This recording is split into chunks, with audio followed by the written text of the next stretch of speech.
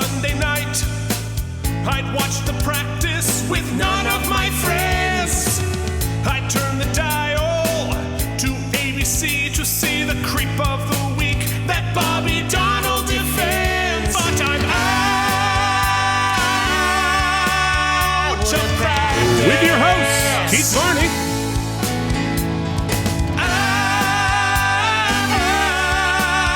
Out of practice. And Sweaty Mike Aviglio. Way back in high school, most every night, my mom watched Nobody QVC, wants to see these so dance I moves. missed the practice. There was no TiVo. Truly, I'm going to What zoom could I myself do? out. Good Lord, what's wrong with me? Wait 15 years, get fat, then stream it on Hulu. Out of practice. I look better slightly further away.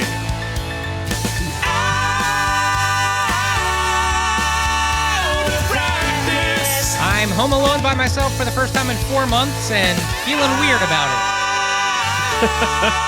Out of practice. And welcome to the Out of Practice Podcast, a weekly podcast in which I and Mike discuss David E. Kelley's award-winning series, The Practice. I changed it up this time. Yeah. This week we are up to Season 4, Episode 14, Checkmates. This is Out of Practice Podcast, episode number 75. It really feels like we've done 75 of these. But you're going to see just today. me... It feels like we've done them just today. Just today. But I am now in higher definition. I have a new camera set up for this because I got tech bullied by my co-host into getting a better camera. Although I bought it's a Sony A33, which is about a 10-year-old camera, which I got mostly new. It's a great camera.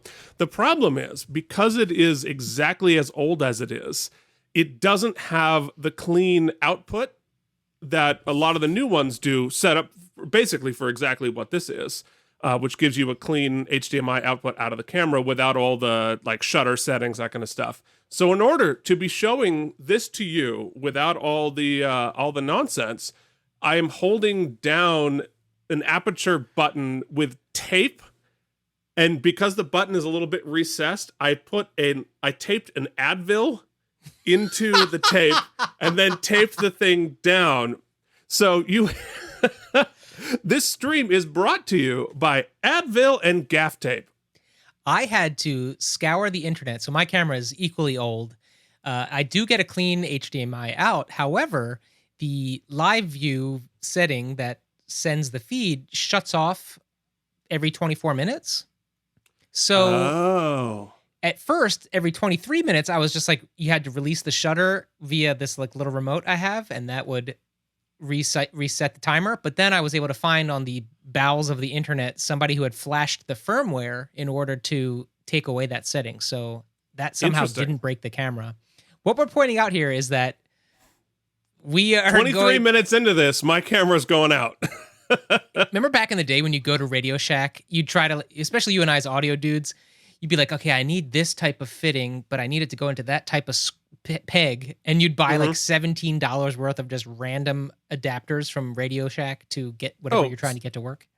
Absolutely. I think I could basically open up a Radio Shack now with all the cables I've had to cobble together to make this setup work. Remember back in the day when we were an audio podcast? I do. I have to tell the story. It's so tangentially. Oh, there's my cat. You can see over my shoulder there. Oh, she's What's up, stretching it Cece? out. So Yeah. it's only tangentially connected. However, I was in Thailand and I was doing a cruise contract a couple weeks, and my buddy had brought his Nintendo Switch on board for us to play Mario Kart and such. But the TVs that were in the staterooms we had were so old that we didn't have a connector to get his Switch via HDMI into this component. Because they were like, they only had RCA in, or was it coax? It's one of the two. I can't even remember. It was crazy. Anyway, we're in the middle of Thailand, and we are going to like random, way off the beaten paths, like old tech shops and junk shops to try to find the connectors we need. And, about 6 hours passes, and he's apologizing profusely because he's like, I'm sorry, you ruined your whole day in Thailand. And I said, no, you've ruined nothing. this is one of my oldest hobbies, and I'm happy to be doing it once again. Yeah, no. Well, I mean, it's kind of appropriate for a podcast about a '90s TV show to talk about all of the random old tech that made our TV VCRs work back then. Although when I was watching the practice, at least in my basement, like we were well before TV VCRs. But we remember that like A/B switch that you had to make the Nintendo work. Yeah, That, sometimes like, you'd have to flick it to get it to like the picture to come in. I also, I don't know if I've mentioned it on the pod before, but in our living room, because my dad eventually ended up getting a Laserdisc player. In our living room, he had a rear projection television. It was probably 70 inches. It was humongous for the time, but rear projection, so it probably weighed about 8 tons. And I think back, I don't know that you ever got more than 480 interlaced, or at least like 720 interlaced on that giant screen. It must have looked like shit. No, it was. I don't think it was above 480 at all.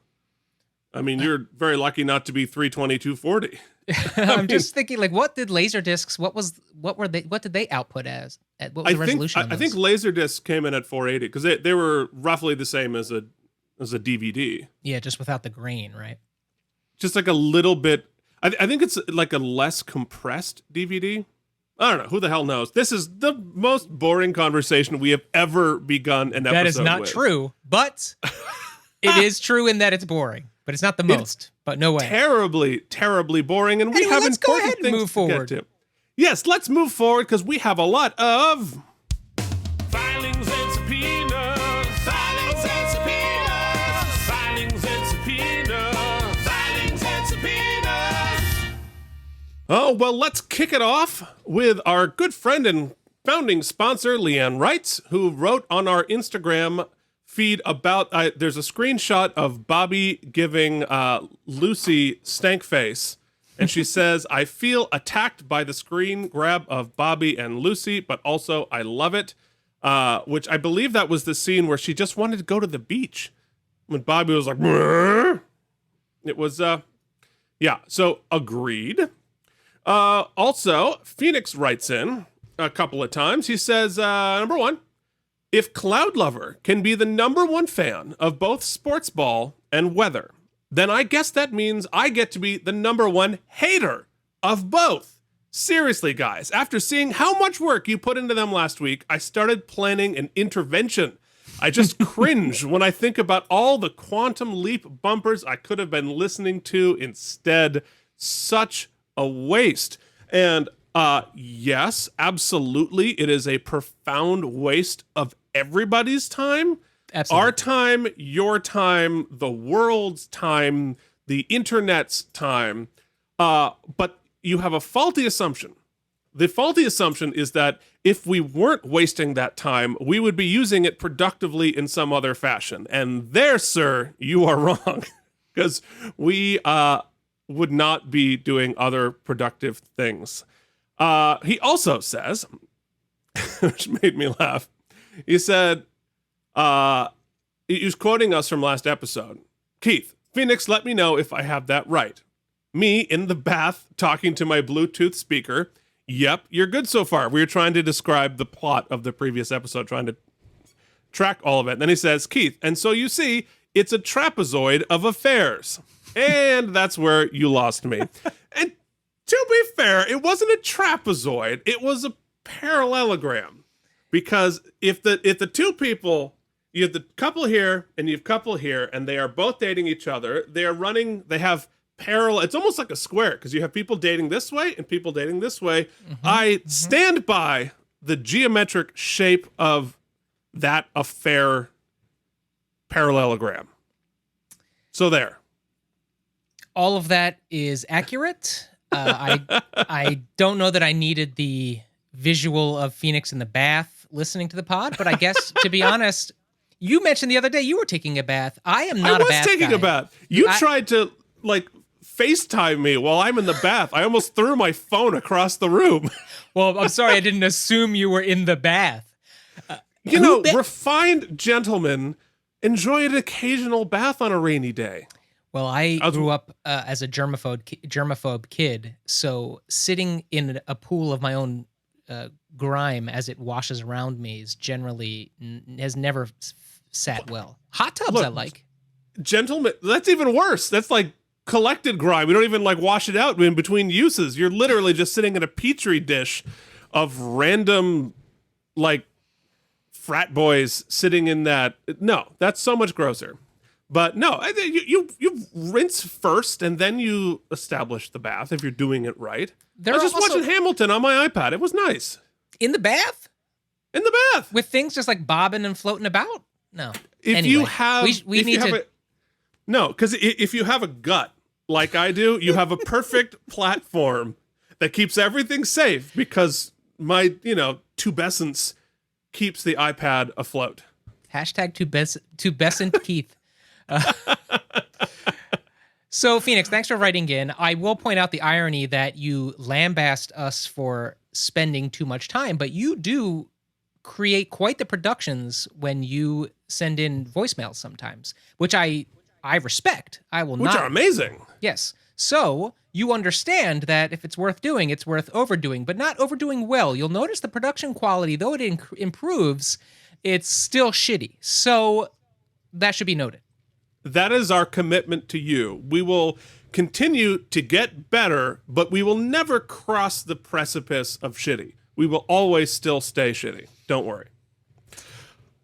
All right, moving on. We heard from our good friend and founding sponsor, Jennifer Masanova, who you were going to read what she said, because I thought she asked a very interesting question. She did. We'll spend a little bit of time this week. She mentions that not a podcast question, but a theater question. She's interested in our perspective because we talked about Hamilton on Disney Plus, as Keith watched it in his tubescent tub.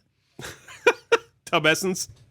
She says that years ago she attended a strategy conference, and an example of failure to adapt was the encyclopedia. As you recall, the speaker then asked how many people had encyclopedias in their home as kids. I did.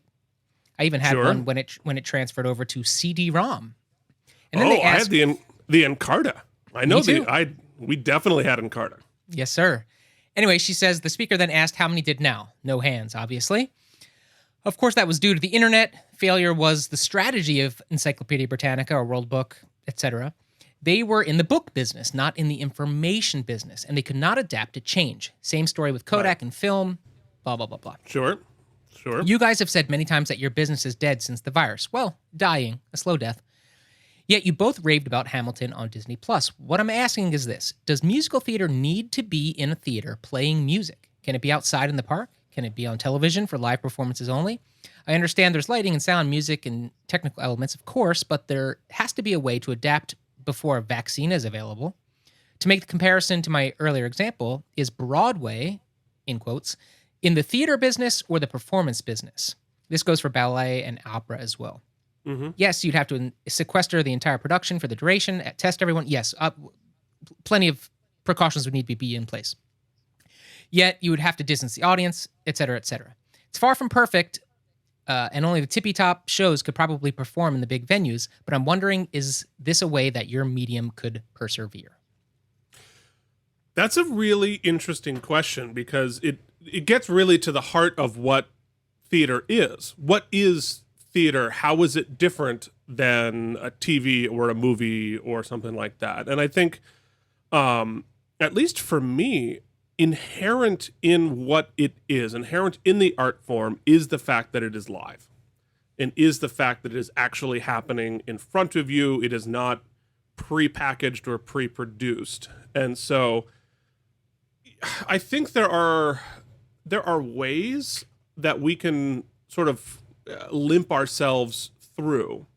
But financially, if theater is by definition has to be performed live and has to be performed every night, as opposed to you're just making a movie that on stage, which is what a filmed performance really is.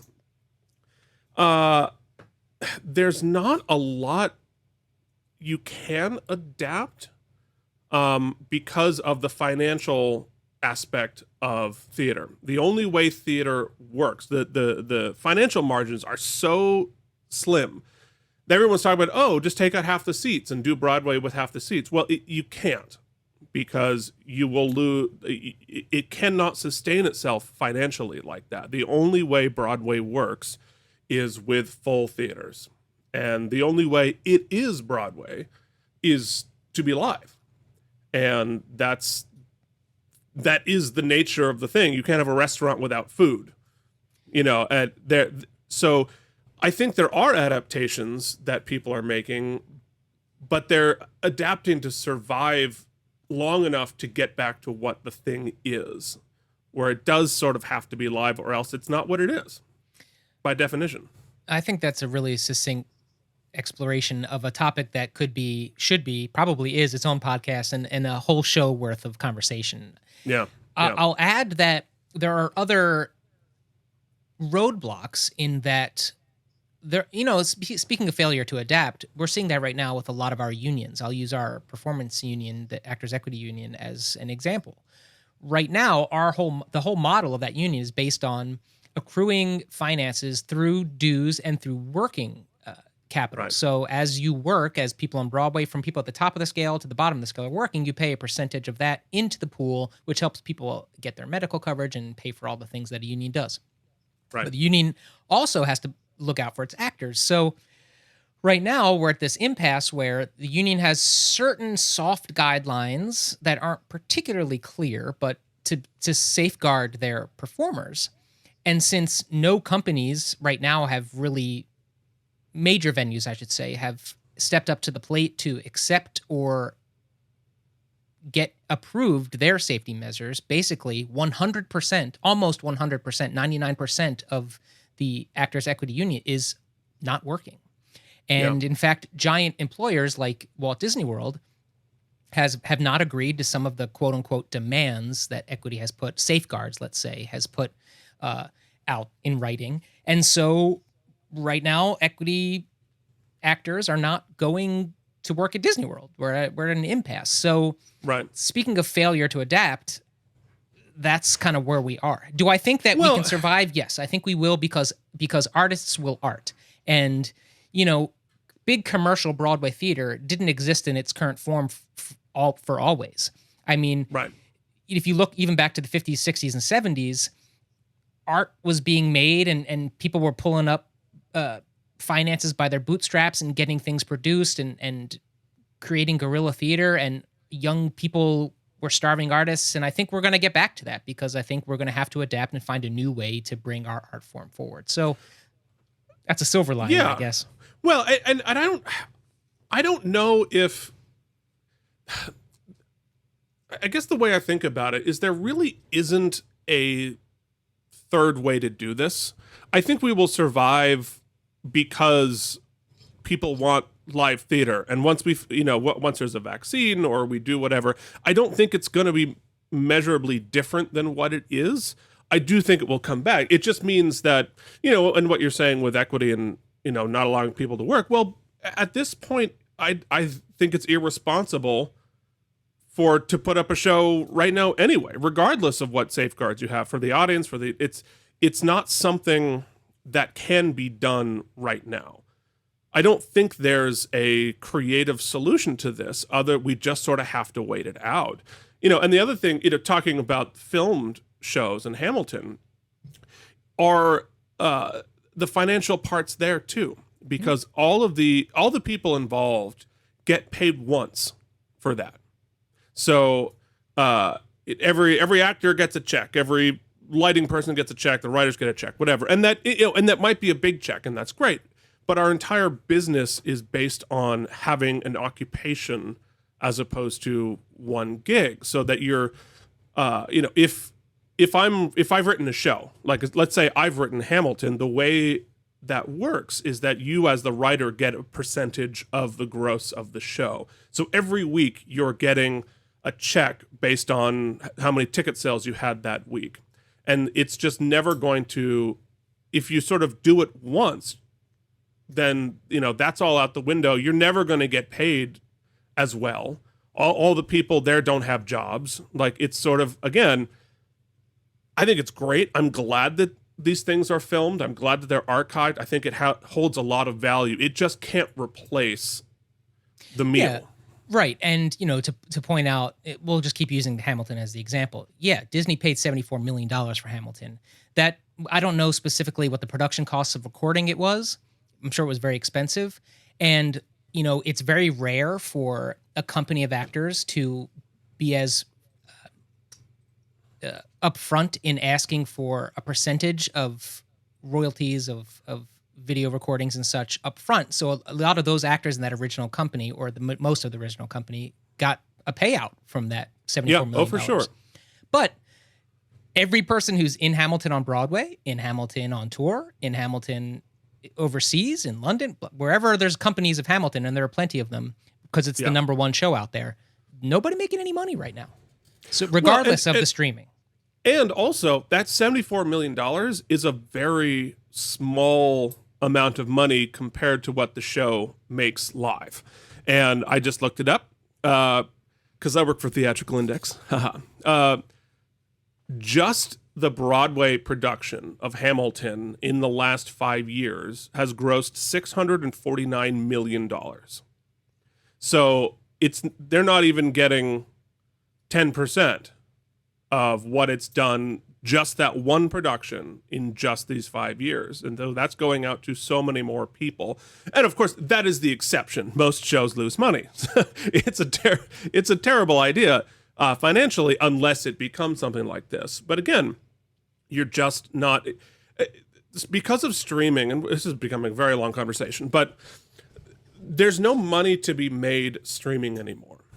The cast albums lose money because nobody buys albums anymore. The recorded music, recorded anything, loses money comparatively. It's not like it used to be. And so the only, if you're Britney Spears, you're not making much money on your albums. You're making your money on live concerts. That's where you get your money. So of course you have to adapt right now, but the powers that be that determine these things have made it very difficult for the artists to survive in anything other than live performance.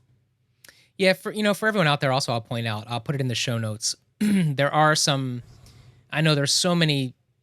Sometimes it's analyzation, parallelization. That there's so many different great causes that need donations and need money. And I would never fault anyone for making their decisions. You have to do what's speaking to you at the moment. But artists are hurting right now, and there are Broadway Cares is one. There are plenty of organizations that are collecting money and helping artists who are struggling. So I'll make sure that there's some sort of a semblance of that available to you if you're interested in helping in any sort of way. It's very true. Both of us have day jobs, but both of our wives are actresses, and who probably are not going to have a job in our business for a year. Yeah, well, and I got offered today a singing gig in the Catskills August 1st. So did you really? I did. I just personally don't feel like it's appropriate just yet. Especially since the target demographic for the group I sing with are older senior citizens. Right. It just doesn't. Right. There's so many moving parts to this. So we'll continue the conversation as we move, because television is affected too. They've halted production on just about everything. So. Yeah. Uh-oh. No. Keith, the Advil's out? The Advil. Hold on. I'm going to fix it. I wanted to be in. Oh, God. Now it's all going. Oh. The Advil's out. Uh-oh. We're going to have to edit. No, this is fun. People like watching us be shitty. You really have. I just tried. I felt like I was out of focus, and I tried to fix the focus, and now I've got a square on my head. Hold on. We're gonna get this. You made a mistake. I definitely made a mistake. All right, hold on. That's good. Now let's get myself back in frame. Oh, there, he's back. Now let's focus me. Hey, look at that. All right. I stand corrected. All right, See, Jennifer, I know that we could took do you on this. a long ride there, but it's a ride that we're all on, and I think it's the discussion that all of us in our business are having every day with each other. And the simple answer is nobody knows what's going to happen. Nobody knows what to do. Nobody has any clue what our life is going to look like for the next year. But for our standpoint, there's a lot that we can do. I mean, as a writer, I'm writing constantly. We're obviously doing this. These are the type of things that you can do right now. So you go parallel. You take a parallel journey. See, you take a rhombus, right? No. Okay. So I think is that all our filings this week? I think that's it. I think we have wasted enough of your time. Oh, we got a great story share, I should point out. We had shared some videos of Lucy when she joined the cast, and friend of the pod. It wasn't our video, actually. I think it was Marla Sokolov's video. Oh, she just tagged us? For it. Yeah, she's tagged us. Well, so that's the kind of weight we throw around here with the cast of the practice. Yes, but you were saying, and we didn't actually say, and Marla Sokolov actually outed it or added it, or what do you kids call it when the Instagram where they tell us put you in the story? Yeah, it used to be tagged, but I don't think it's that. We got added. Is that right? I don't know. Oh my God, we're all. Oh, I'm 40. What 40? Well, you're not 40 yet. It's coming. No, man, I'm fast tracked. You'd think I'm 85 with my hair. Where are we going now? All right. It is time to hop back into the time machine and ask ourselves. In the basement. Oh, I was right. Yeah. So we are talking. God, what a mess. Yep. This episode, entitled Checkmates, Season 4, Episode 14, was aired on the day of February 13th, 2000. And so that brings up the question I already asked. What were you doing this day in the basement on February 13th? I'm going to let you go first because I have some visuals and you don't. So I'll save that. Yeah. Oh, fun. Yeah. Well, I'm still sort of in my dark period where I don't necessarily remember much at that time. But what I was doing, and I told the story of my Italian teacher from freshman year, who was this like amazing, fun teacher who went by the drag name Queen Dici, teaching Italian. So he was super fun. But I'd like to give him credit because he was also our German teacher. So he was so good at language. He taught collegiate level language in both Italian and German. So what I was doing was struggling through the German language, which was actually my favorite of the foreign languages I was forced to try to learn. They tried to cram down my stupid head. But I really, I was sitting there in class. I was ruining all of the textbooks we bought for $10 billion by scribbling in all of them and all of my friends' books as well. So that's what I was doing. What's up, Cece? It turns out that even when spoken at its most fluent and beautiful, it still sounds like a German speaker is struggling through the language. Coming back, see, that sounded funny when I was like gearing it up. Yeah, what happened there? Comedian? 9. Well, a lot of people in our age bracket, Keith, you'll recall, were really big into Calvin and Hobbes, the comic strip. That was like the hotness. I was always a classic Peanuts guy. Loved Peanuts. Loved Charles Schultz and the whole gang. Really? And I remember feeling real sad and going through, I had a whole bunch of collection books and rereading all the collection books when he passed away. And it turns out, go figure. Let's see if I can get this to load up. Yep. Oh, look at that. This air date, was the last original Peanuts comic strip appeared in the newspaper one day after Charles Schultz died on the 12th of February 2000. Interesting. And what is that what he did, that they reprinted that, or did you do that? I did not do this. I found this. So this is not what appeared in the newspaper, but I think this is a sketch of the comic that appeared. Interesting. Huh. I remember that. That was sad. Yes, that was sad. But I also remember two other things that I'm going to bring up. One thing us tech people never forget is I got one of my newest computers of the time, and it was a Gateway 2000, if you recall. And it had a blazing fast processor, I recall. And I'm going to play the commercial from the time so we can hear the hot specs of its The speed. blazing Pentium 2, I'm imagining. So you want a PC with awesome power, but you don't want to clean out your savings. No. Oh my God. You don't want to get off the couch. Well, sit I back don't. and call 1-800-GATEWAY.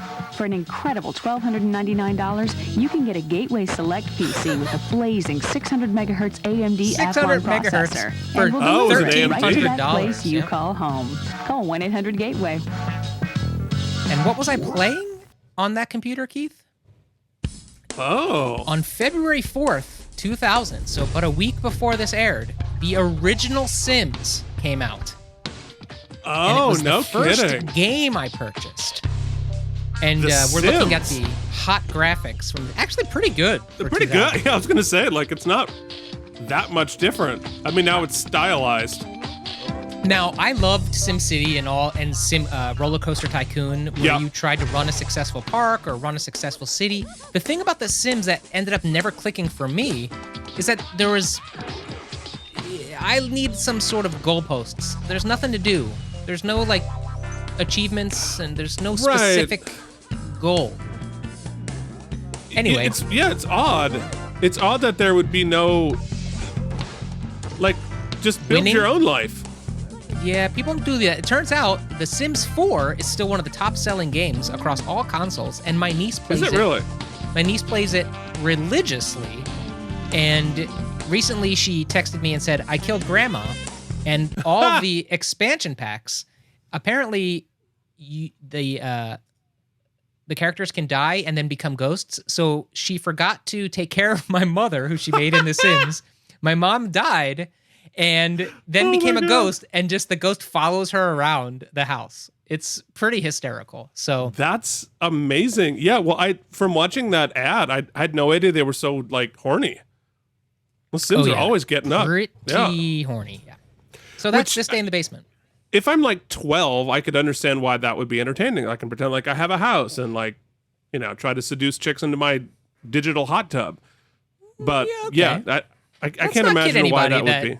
The second we're done this recording today, you're gonna go seduce Sims into your digital tub to watch Hamilton.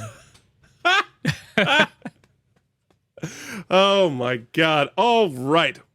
It is now time. This day in the basement. That's the wrong button. This is the right button. It's time for the Out of Practice Podcast's This Day in the World. The greatest hits, the biggest movies, headlines from Vermont, essential sports updates, and for some inexplicable reason, the weather from 20 years ago. Now back to Keith and Mike. Okay, we are talking about February 13th, the year 2000. The number one hit was Thank God I Found You with Mariah Carey featuring Joe and 98 Degrees, the boy band. I would give up everything. So, this guy's is, getting he sure is. So this is the YouTube cover of this that has the fewest listens that I could find. Should we credit the person who's singing, or are we not going to do that? I don't know. I'm unclear what the ethical thing to do is on that. Are we giving him a bump, or is it? I don't think we're giving anyone a bump. Okay, so the local paper, the Burlington Free Press, said that You know what? Why don't we state cut that out? Why targets. don't you roll that out? Roll that right out now. Okay. The runs are very distracting. All right, so the Burlington Free Press said state targets 39 schools to aid, which I believe was talking about Act 60, which I mentioned before, about the sort of revenue sharing of the public schools. And I think that was about them figuring out which districts needed more support. The top movie was Scream 3. Again, took in $16 million. And now it is time for... It's time for Sportsball. On a busy night in the NHL, the Sabres tied the Oilers 2-2. The Red Wings beat the Avalanche 4-3. Dallas beat Washington 2-1. The Devils beat the Sharks 3-1 in New Jersey. And the Islanders beat the Rangers 4-2 at Madison Square Garden. Shaquille O'Neal and Tim Duncan were the MVPs of the 2000 NBA All-Star Game, which took place on that day. Yeah. And now they're in the NBA is in the Disney bubble right now, right? They're about to come back. Baseball comes back next week. Where people and are trying. The NHL starts August 1st, which is something, speaking of what can be done and what can't be done, because sports are, most of their revenue comes from television, they can go ahead and do it. So I'm excited. As long as they do it reasonably. Okay, enough of this nonsense. We can finally move on and talk about, the weather. Can you tell me the weather? Oh, I can. I'm about to. 'Cause We all want to know, was it hot or did it snow? Tell me the weather. I love this part because I'm not in it now. Years ago. I don't have to see myself during this segment. I love it. That's a good point. Hello out there, practice fans, and welcome to your weather report for February 13th in the year 2000.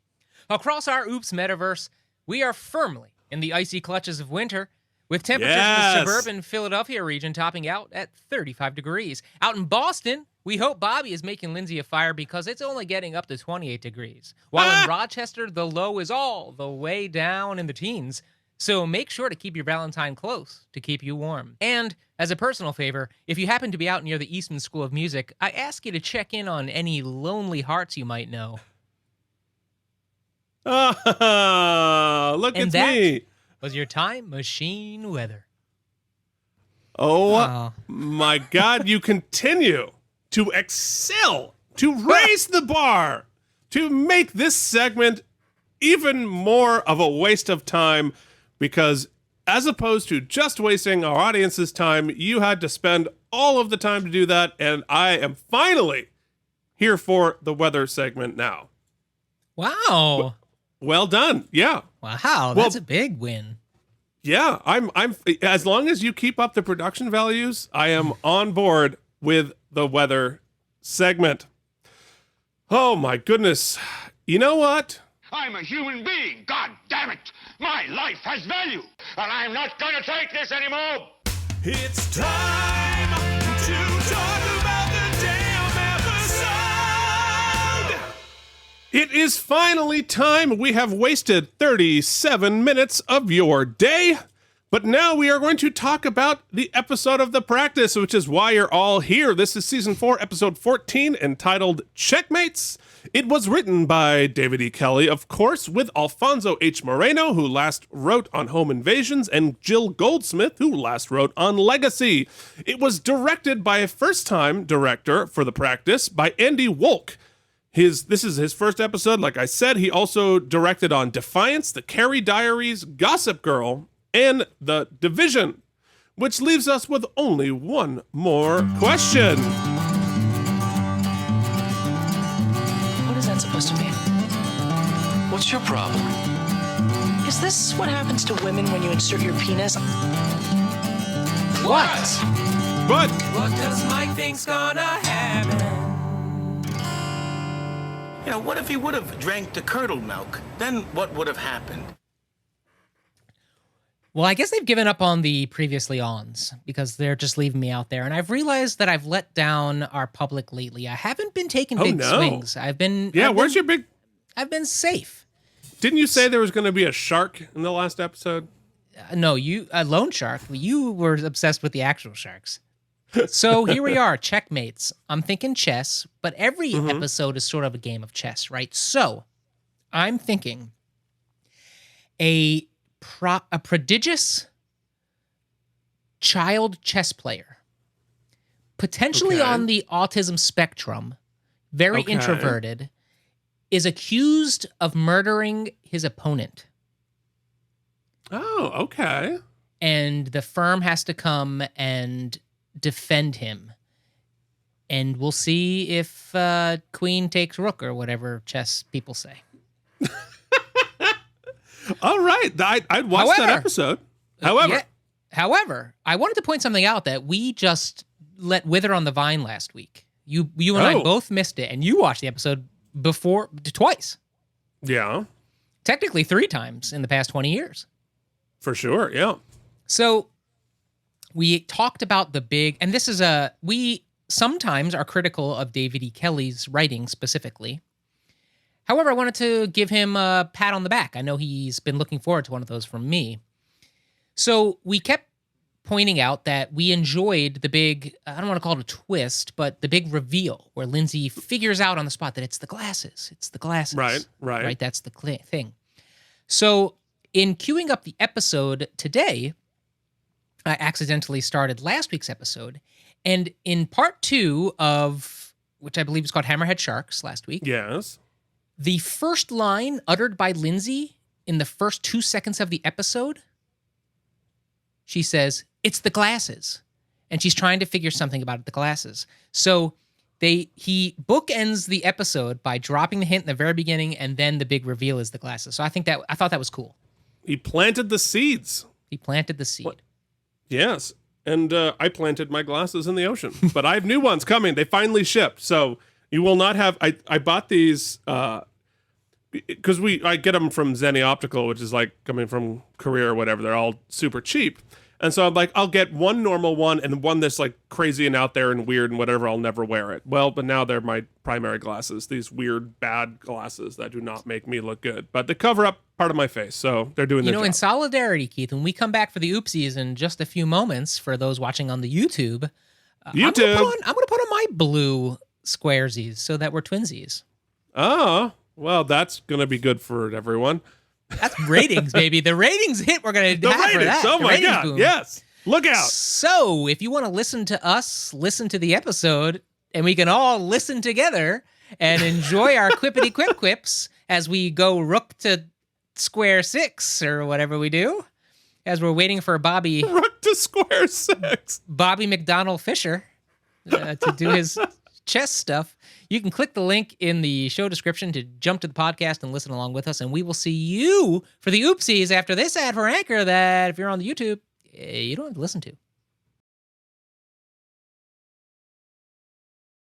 Okay, so we just watched Season 4, Episode 14, Checkmates. And that brings us to our favorite segment. Mike has 30 seconds to remember what just happened on the show. Cameron defends a guy who's accused of murdering a little boy who, though he is a little slow, he orchestrates a end around in order to get himself acquitted, proving he's very smart. Richard Bay loses a tough case in that one, and then Helen Gamble also loses because she used a cop against his own son and gets called out by Eugene, who then throws her under the bus in front of Dr. Crusher, and so both the DAs are lost. I gotta tell you, the second that clock starts, I lose all ability to speak. That was so bad.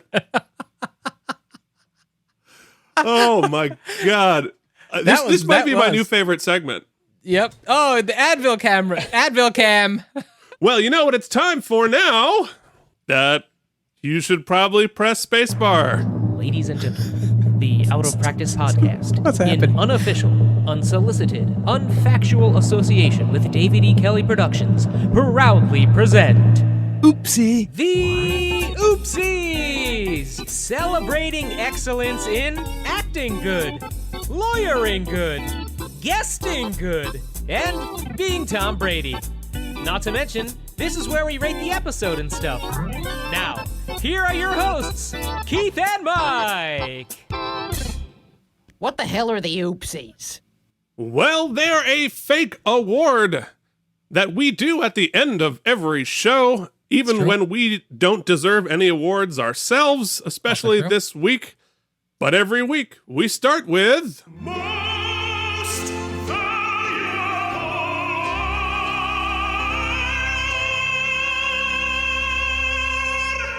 Okay. Who's your MVL this week? Well, I know we've been playing fast and loose with who we even consider a lawyer at this point. Because We're there's all a lawyers case, in our heart. there's a case to be made that, let's see if I can find him here. The kid, the Daryl Hutchins is who Yes. you're looking for. Daryl just bailed you out. Hutchins. I don't know how to look at IMDb. I try to avoid it because I don't want any spoilers. But all right, Daryl That's true. Hutchins, because he orchestrated quite the nifty trick to get himself. He did. No, he definitely guaranteed himself a out of murder, possibly. However, in the other case, Eugene not only comes up with the play that ends up winning the game, but he executes the play as well. So, he does, right? So I think that, and let's recall that everybody was pretty stumped. They seemed in one of their initial strategy meetings that it was a pretty open and shut slam dunk case for the ADA, Right. for the district attorney. And so I have to say that we should have brought him to LA after all. Eugene coming back in and is the MVL for this week for myself at least. Yeah, no, I agree. I mean, maybe if they brought Eugene, it would have been a one-parter in LA as opposed to a two-parter. So congratulations, Eugene, on your MVL. Coming up next. Already famous cause you've been on TV, getting a paycheck. Or the first entry on your IMDb. Way to go, but you're the best guest actor. You are the best guest actor. You are the best guest actor on the episode. Okay, best guest actor. This is where things get us into a pickle, Keith, if you will. Are you going to eat that pickle? I'm not going to eat the pickle. I'm a sweet pickle, not a dill pickle guy. Interesting. Give me all the dill. This is going to work out. This is symbiotic, Keith, because I don't like the sweet pickle. So we can exchange pickles. Okay. All right. Well, that's on the internet for everybody. It sure is. You're welcome, internet. So listen, I know that your heart wants to give Crusher her first oopsie. Sure. I know sure. it. I feel it. She earned it in many ways. She's excellent. And what I think is, what's the name I'm looking for here? Gates Help me. McFadden. Yes, Gates McFadden. What's wrong with me? Locale Mike, what time is it? Oh, it's 9:00. Yeah. What an awesome judge. I mean, we had Holland Taylor in an episode, and she's not the best judge in the episode. That is saying something. Right, sure, yeah. She, Gates just carries such a reverence and commanded that courtroom. I really hope that she come back. However, I also think that Richard Bay, played by Jason Kravitz, had an excellent episode. He's got a tricky thing because the writing of him is very uneven. He's often used as the butt of a joke or the comic relief, the sore loser, the throwing a tantrum, and that can easily be just annoying. Right. And he's managing to elevate that character to a sympathetic character, even being the antagonist most of the time. And I think that is a testament to him, not just slightly better writing. Yeah, no, I think you're right. I mean, he's an antagonist that you want to see more of and have compassion for, even when he's being a jackass, which is hard work. However, I couldn't give him the MVL. I think Leo Fitzpatrick here as Daryl Hutchins. Is that who I? No, that's not who I mean. We're not even on that category. We're on best guest actor. We already did the MVL, remember? Right. I couldn't give him MVL. I see. I know what you mean. Yes. I think he was excellent in this episode in a part that, listen, you don't need me to tell you, has a lot of it's a treacherous part. Yeah, a lot of potential pitfalls. And I just think not only did he play it sympathetically, realistically, honestly, there was so much compassion behind the portrayal. And the character didn't even the simplicity, they went all the way around it, except for using the kind of outdated and antiquated slur. They didn't really even give us much definition about, other than he had a low IQ, really. Right. And what do they say? He was compromised or something like that? Regardless. Yeah.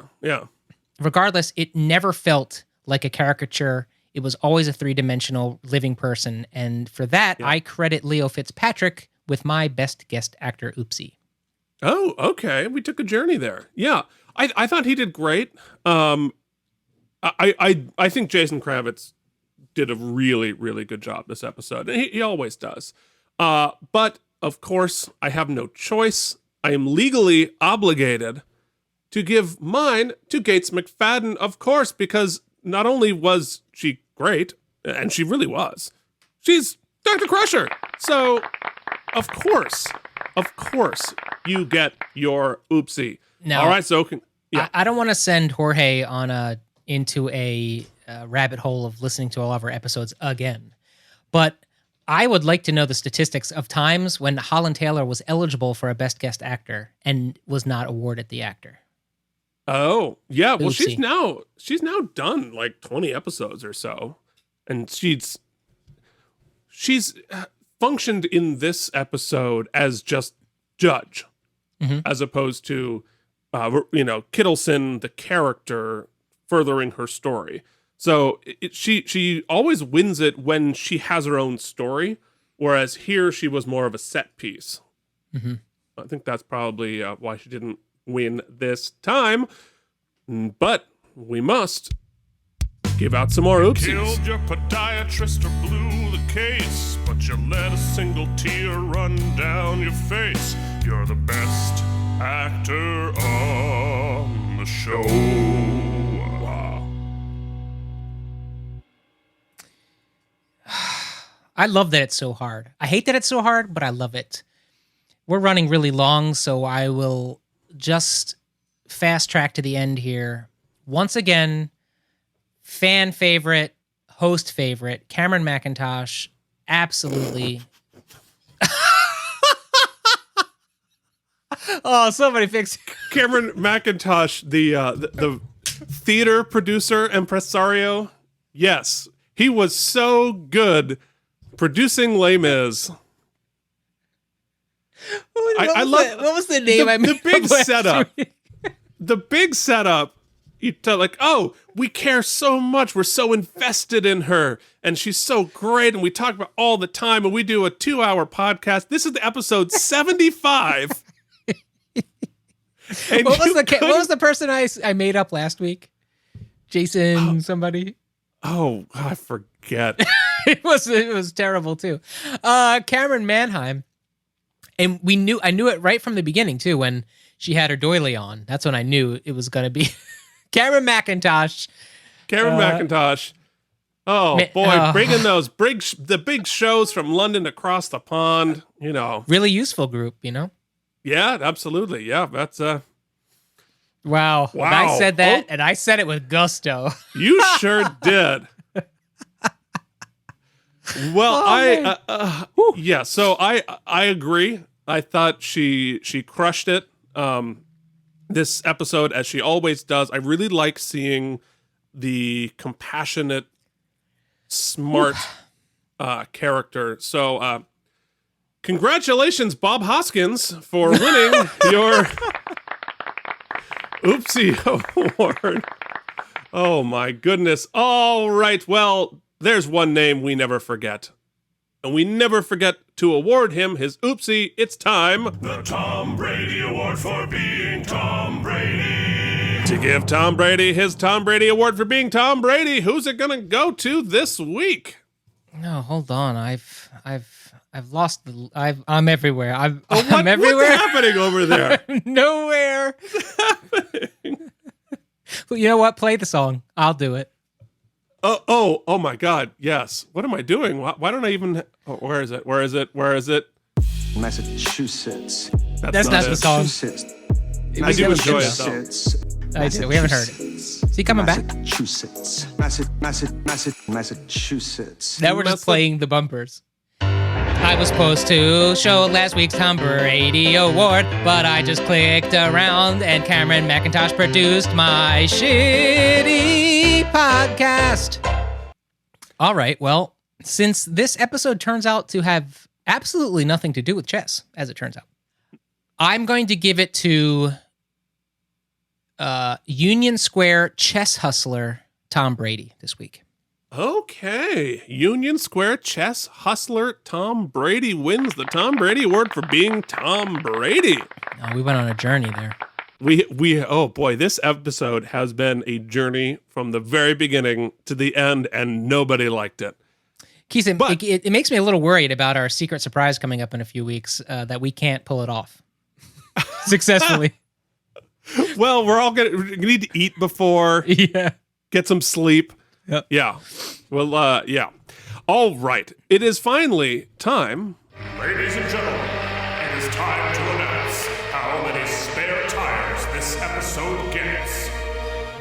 Well, the episode definitely gets more spare tires than I received. Than this we week. do. That Yeah. is absolutely accurate. Keith's got a goddamn Advil glued to his camera to help keep him in focus, and it didn't work.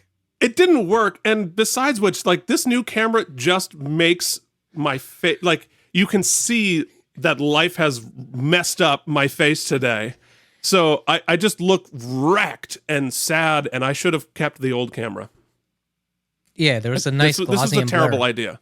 Well, what's done is done. Luckily, the episode had two strong cases, though I would have already argued that the DA in both of those cases didn't really produce a strong case, but the cases creatively, I believed, were strong. I also thought that the twist in the A case with in Cameron's case was Cameron who? really Cameron McIntosh. You might have heard of her. Okay, great. Cameron Crowe. Yes, was an interesting twist, and it really kind of played with the way they approached that character, the accused, the whole show. And I thought, it got me, and I thought that was neat. Because I thought that actually the friend, I obviously thought he was a red herring. And I really thought that was handled really well. And in the other case, seeing Helen get her comeuppance isn't really necessary. We kind of see that, her eating crow all the time. Or getting the bad break. But what I did think was really cool was the way they played that line of whether the cop was acting as a father or a cop. And for once, we see the ADA being a little underhanded instead of just the accusations coming at the defense team 24/7. So I thought it was really interesting. To be fair, she has murdered people. That's a little underhanded. Yeah, well, she's only feeling murdery when her and Bobby are in cahoots. And this time they weren't. That's true. So, all said, I'm going to give it a solid 8.25 spare tires. Okay. Yeah. Yeah, I like this episode too. Wait. I like... What? The fake cutting, though, bothers me badly. So I'm retracting another quarter of a tire for that. And it brings it down to an 8 spare tires. Brings it down to 8. Okay. Well, boy, that's a high price to pay for bad cutting. Especially bad cutting with a butter knife. That's true, yeah. All right, well... Clink, clink, clank, clank, clink, clink. I liked both cases. I found it interesting. But... I wondered the whole time, why was Cameron the only lawyer in that case? Because usually you'd want to have another person there. It's a murder trial. Like, it seems strange that she was there all by herself, that she should have had... I mean, I know they discussed the case out of it, but in the courtroom, it's weird that you wouldn't put somebody... Like, Rebecca should have been there or something like that. That's not about the quality of the episode. It's just something I thought about. Yeah, no, I liked it. It didn't feel revolutionary, but I liked the final scene with Richard and Helen. But this isn't one that I'm going to be like, oh, I want to go back and watch that one again. I didn't find it super memorable. It was just a very good, very solid episode. And for that, it gets 7.5 tires. So that gets us to 7.75 tires, a pretty good episode. Feels fair. That feels fair. Yeah, seems fair. Seems right. Definitely better than our episode. Good Lord. Well, guys, send us your feedback about the mediocrity of this episode at outofpracticepodcast@gmail.com. You can complain about it on the social media at Out of Practice Podcast on Instagram and Facebook. You can leave a comment right below here on the YouTubes. We will read it. And leave us a rating and review on Apple Podcasts, and you will join the jury. And you talk now. As always, you can donate to the show in one of two ways: a one-time donation or a monthly contribution. You can find the appropriate links to do so in our show notes. We thank all of our current and future sponsors for helping us keep the show going, and to everyone who engages with us on social media. You can also support the show by leaving a review, as Keith mentioned, but also you can do so by recommending the show to a friend who might enjoy our nonsense or watching the practice for the first time. So get one of those laser eye beams and stick it in your ear. Shoot off some laser sounds. Laser sounds. Oh, God. I spent the whole time trying to make the music quieter because I couldn't hear anything you were saying, and I got it wrong every single time. Bye, guys. See ya.